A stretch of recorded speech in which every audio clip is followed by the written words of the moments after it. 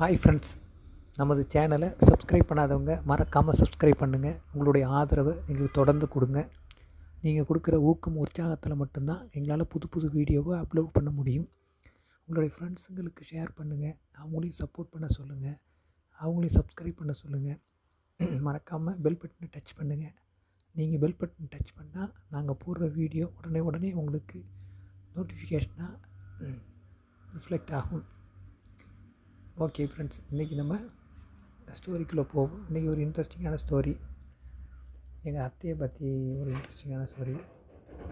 எங்கள் அத்தை பேர் சரோஜா. என்னோட சொந்த ஊர் சேலம்.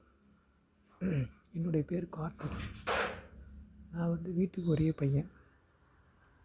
எங்கள் அப்பா பிஸ்னஸ்மேன், எங்கள் அம்மா ஹவுஸ் ஒய்ஃபு. எங்கள் அத்தை அப்ராடில் இருக்காங்க. அவங்க பேங்காக்கில் இருக்காங்க.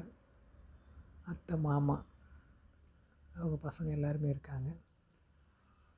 நாங்கள் எங்கள் ஊரில் சேலத்தில் கூட்டு குடும்பமாக இருக்கோம். எங்கள் தாத்தா பாட்டி அம்மா அப்பா சித்தப்பா அப்படி ஒரு பெரிய ஃபேமிலி. எங்களுக்கு ரொம்ப ஜாலியாக சந்தோஷமாக இருக்கும். கூட்டு குடும்பம்னு தான் அனுபவித்து பார்த்தா தெரியும். அது ஒரு வில்லேஜில், சேலத்தை ஒட்டி உள்ள வில்லேஜில் ஒரு நிறைய லேண்ட்லார்டோட எல்லாம் இயற்கையோட ஒரு கலந்து மாடு இப்படி எல்லாத்தையும் அந்த இயற்கையோட ஒத்து வாழ்கிறது ரொம்ப இன்ட்ரெஸ்டிங்காக இருக்கும். என்னோடய லைஃப் சூப்பராக போய்கிட்டுருக்கு. நான் இன்ஜினியரிங் முடிச்சுட்டு நானும் பிஸ்னஸுக்கு ஃபாதர் கொஞ்சம் சப்போர்ட்டாக இருக்கேன். அப்பப்போ போய் பிஸ்னஸை பார்த்துப்பேன். அப்பாவுக்கு எப்பப்பெல்லாம் பிரேக் தேவையோ, எப்போல்லாம் ரெஸ்ட் டைமோ அப்போல்லாம். இப்போ மார்னிங் அவங்க ஏர்லி மார்னிங் கிளம்பி ஃபேக்ட்ரிக்கு மற்ற பிஸ்னஸ்க்கெலாம் போயிடுவாங்க. அதன் பிறகு திரும்ப லஞ்ச் ஹவர்ஸில் அப்பா ரிட்டன் வருவாங்க. வந்த பிறகு அவங்க கொஞ்சம் ரெஸ்ட் எடுப்பாங்க. திரும்ப ஒரு 5 மணி 6 மணி 7 மணி அப்படி தான் திரும்ப சைட்டுக்கு வருவாங்க, பிஸ்னஸ் சைட்டுக்கு. அந்த பிரேக்கப் டைமில் நான் லஞ்ச் முடிச்சுட்டு கரெக்டாக அவங்க வர்றதுக்கு முன்னாடி நான் என்ட்ரு ஆகிடுவேன். நான் என்னுடைய காரை எடுத்துகிட்டு போயிடுவேன் கம்பெனிக்கு. அதனால் கொஞ்சம் கொஞ்சமாக நான் ட்ரெயின் அப் ஆகிட்டே இருக்கேன். ஏன்னா நான் ஃப்ரெஷ் பர்சன் தானே. அதனால் எப்போதுமே அனுபவத்தில் உள்ளவங்களுக்கும் அனுபவம் இல்லாதவங்களுக்கும் உள்ள வித்தியாசம் இருக்குது. லைஃப் ரொம்ப நல்லா போயிட்டுருக்கு. என்னுடைய வைராக்கியம்லாம் என்னென்னா, இந்த பிஸ்னஸ்ஸு இந்த லெவல்லேருந்து இன்னும் டாப் 10 பிஸ்னஸில் உள்ள பர்சனாக என்னை ப்ரொமோட் பண்ணிக்கணுங்கிறது தான். அதுக்கான வேலைகளை நான் பண்ணிக்கிட்டு இருக்கேன். இப்போ எங்கள் அத்தையை பற்றி சொல்லுவோம். எங்கள் அத்தை மாமா எல்லாம் இருக்காங்க. அத்தை பேர் தான் ஏற்கனவே சொன்ன சரோஜா அத்தை. எங்கள் பாட்டிக்கு கொஞ்சம் வயசு போய்கிட்டே இருக்குல்ல. அதனால் இயருக்கு 1 இல்லைன்னா 1.5 இயருக்கு ஒரு டைம் எங்கள் அத்தை மாமா அவங்க பசங்க எல்லோரும் வெக்கேஷனில் பார்த்துட்டு போவாங்க. அது ஒரு பெரிய ஒரு ஜாலி மொமெண்ட்டாக இருக்கும். அதே மாதிரி இந்த டைமும் அத்தை மாமா எல்லோரும் வர்றதுக்கான டைமை முன்னாடியே ஃபிக்ஸ் பண்ணி சொல்லியிருந்தாங்க. எங்கள் பாட்டி தாத்தாலாம் ரொம்ப ஈகராக பொண்ணு வரா அப்படின்னு ரொம்ப ஆவலாக காத்துக்கிட்டு இருந்தாங்க. ஏன்னா வயசு ஆக ஆக அந்த பாசம் அவங்களுக்கு அதிகமாகிட்டே இருக்கும். பசங்களை பிரிஞ்சிருக்கும், எல்லாம் ஒன்றா ஒரு இடத்துல பார்க்கணுங்கிறது. அது இந்த டைமில் இயர்லி வரும்போது இப்போ இந்த 1.5 இயருக்கு பிறகு இப்போ வராங்க. அதனால் ரொம்ப எதிர்பார்ப்பு அதிகமாக எங்கள் ஃபேமிலியும் பயங்கரமாக இருக்கும். ஏன்னா அவங்க ஒரு 20 டேஸ் ஒரு 1 மந்த் இப்படி இருப்பாங்க. ஏன்னா 10 டேஸ் வெளில ட்ராவல் பண்ணுவாங்க, 20 டேஸ் ஊர்லேயே இருப்பாங்க. இது எங்களுக்கு பார்த்திங்கன்னா ஒரு தேர் திருவிழா மாதிரி இருக்கும். அவ்வளோ அந்த ஒரு ஃபெஸ்டிவலை தாண்டி இருக்கும். ஏன்னா டெய்லி பார்த்திங்கன்னா விருந்து அது இதுன்னு கறி விருந்து அப்படி இப்படின்னு ரொம்ப வெரைட்டியாக இங்கே உள்ள நம்ம தமிழர் பாரம்பரியத்தோட சமையல் மணக்கும். அவங்க அதை ரொம்ப விரும்பி ஒரு ஐட்டம்ஸையும் செஞ்சு சாப்பிடுவாங்க. ஏன்னா அங்கே நினச்ச மாதிரி எல்லாமே கிடைக்காததுனால. அதனால் ஒவ்வொரு நாளும் எங்களுக்கு தீபாவளியாக தான் அவங்க போகிற வரலையும் இருக்கும். ரொம்ப ஜாலியாக இருக்கும். அதே மாதிரி நாங்கள் எதிர்பார்த்துக்கிட்டு இருந்தோம். கடைசி டைமில் வர்றதுக்கு ஒரு 5 டேஸ் முன்னாடி சடனாக அவங்க ஃபோன் பண்ணி ஃபாதர்கிட்ட, இந்த மாதிரி அண்ணன் நாங்கள் எல்லோரும் ஃபேமிலியோடு தான் வரதா இருந்தோம், மாமாவுக்கு திடீர்னு லீவு கிடைக்கல, கொஞ்சம் அவங்க பிஸ்னஸ் ஷெட்யூல்டாக இன்னொரு கண்ட்ரிக்கு போகிறாங்க, அதனால் அவங்களுக்கு அதுக்கான அந்த ஒரு ஆப்பர்ச்சுனிட்டி இந்த டைமில் வந்துட்டு 2 சேம் டைம் வந்ததுனால அவங்க அதை அவாய்ட் பண்ண முடியாது. அப்படி அவர் போயிட்டாருன்னா பசங்களும் அங்கே வீட்டை பார்க்குற மாதிரி இருக்கும். அதனால் இந்த டைம் மட்டும் நான் தான் வரேன் அப்படின்னு சொன்னாங்க. எங்களுக்கு ஒரு மாதிரி வருத்தமாக தான் இருந்தது. ஏன்னா அது ரொம்ப கோலாகலமாக இருக்கும். அது வந்து அதில் கிட்டத்தட்ட ஒரு 80% குறைஞ்சி போச்சு. இருந்தாலும் ஒரு சின்ன ஆறுதல் என்னென்னா, சரி சரோஜா அத்தனாச்சும் வராங்க, அது பரவாயில்ல, அதை வச்சு நம்ம அட்ஜஸ்ட் பண்ணிக்கலாம், எப்படியும் அந்த சந்தோஷத்தில் ஒரு 15 ஆச்சும் சர்வைவல் ஆகும் அப்படின்னு நினச்சிட்டு இருந்தோம். அப்புறம் சரின்னு அவங்க அதுக்கான டைம் வந்தோடனே அவங்க வந்து புக்கிங் வந்து மதுரை ஏர்போர்ட் பண்ணியிருந்தாங்க. அப்புறம் அன்றைக்கி போய் நான் தான் சென்ட் ஆஃப் பண்ணி அவளை கூப்பிட்டு வந்தேன். அப்புறம் வரும்போதே அத்தை நம்ம நாட்டு நடப்பு, அவங்களுடைய ஓடி ஓடியாந்து வளர்ந்த அந்த மண் வாசனை, அந்த கதையெல்லாம் கேட்டுக்கிட்டே வந்தாங்க. நானும் ரொம்ப இன்ட்ரெஸ்டிங்காக சொல்லிக்கிட்டே வந்தேன். எப்போ வந்தாலும் அவங்களோட ஃப்ரெண்ட்ஸுங்களை பற்றி, அவங்களாம் எப்படி இருக்காங்க, அப்படி எல்லாத்தையும் கேட்டு வருவாங்க. ஏன்னா அந்த ஆவல் இருக்கும் அவங்களுக்கு எல்லாம் ஏன்னா எல்லாத்தையும் ஃபோனில் எல்லா டைமும் பேசிட முடியாதுல்ல அப்படின்னு. வந்ததே தெரியல. நாங்கள் ஏர்போர்ட்லேருந்து வந்துட்டு அவங்க ரெஸ்ட் எடுத்துகிட்டு ஃப்ரெஷ்ஷாக பண்ணிவிட்டு அப்புறம் பேசிக்கிட்டு இருந்தாங்க. அப்புறம் அப்படியே ஒவ்வொரு நாள் போகிறது, நல்லா சுற்றி காமிக்கிறது, தோட்டத்துக்கு போகிறது. நான் இருக்கும்போது நான் கூட்டிகிட்டு போவேன். மற்ற நேரத்தில் எங்கள் அம்மா பக்கத்தில் நம்ம அம்மா கூட்டிகிட்டு போவாங்க. அப்புறம் பாட்டி கூட ஸ்பெண்ட் பண்ணுவாங்க, தாத்தா கூட ஸ்பெண்ட் பண்ணுவாங்க. நல்லா போய்கிட்டு இருந்தது. அவங்க அதே எப்போதும் 1 மந்த் தங்குவாங்க. இப்போ ஒரு 20 days தான் பண்ணியிருந்தாங்க. அதுக்குள்ளேயே ரிட்டர்ன் பண்ணிடலாம் அப்படின்னு. ஏன்னா ஒண்டிமா வந்ததுனால நாங்களும் நல்லா சர்வைவல் பண்ணி போய்கிட்டே இருந்தது. கோயில் குளம் அங்கே அங்கேன்னு போய்கிட்டே இருந்தது. ஒரு 10 days ரொம்ப ஜாலி மொமெண்ட்டாக இருந்தது.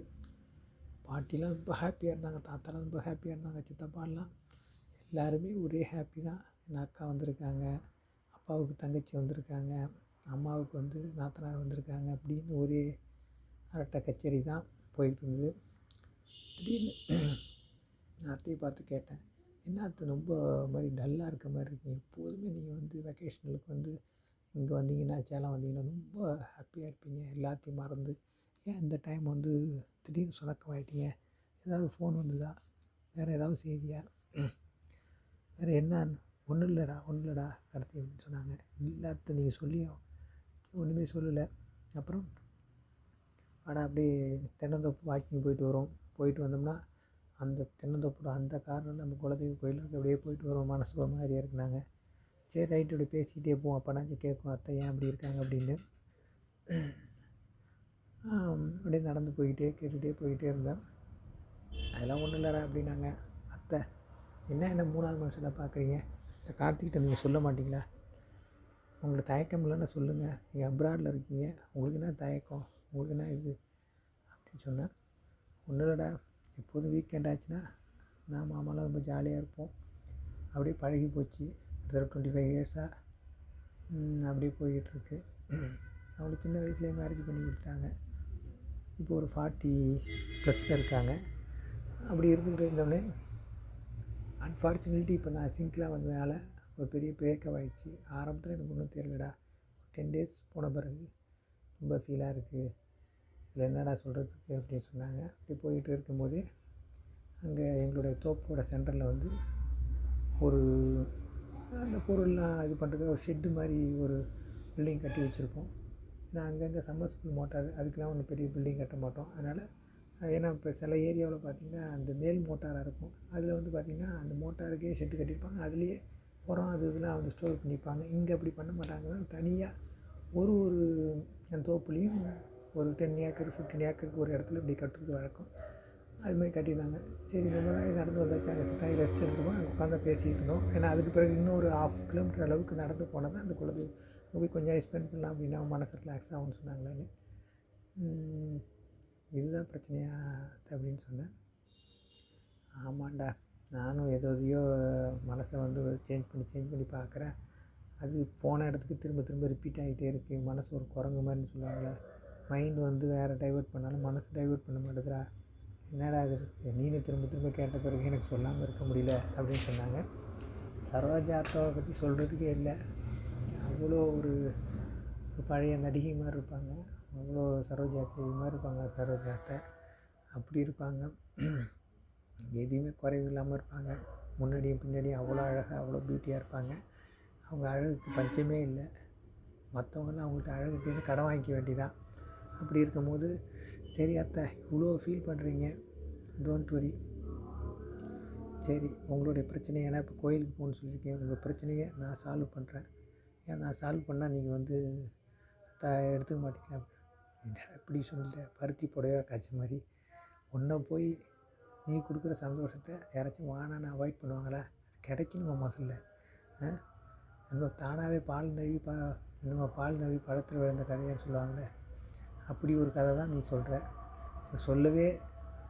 நீ சொல்லும் போதே எனக்கு ஒரு 50% சந்தோஷத்தை அனுபவித்த மாதிரி ஒரு உடம்புலாம் ஒரு ஃபீலாக இருக்குடா அப்படின்னு சொல்லி என்னை வாஞ்சியாக வந்து தோலை கட்டி பிடிச்சி கட்டி பிடிச்சி தோலை தட்டி விட்டாங்க. எனக்கு ரொம்ப சந்தோஷமாக இருந்தது.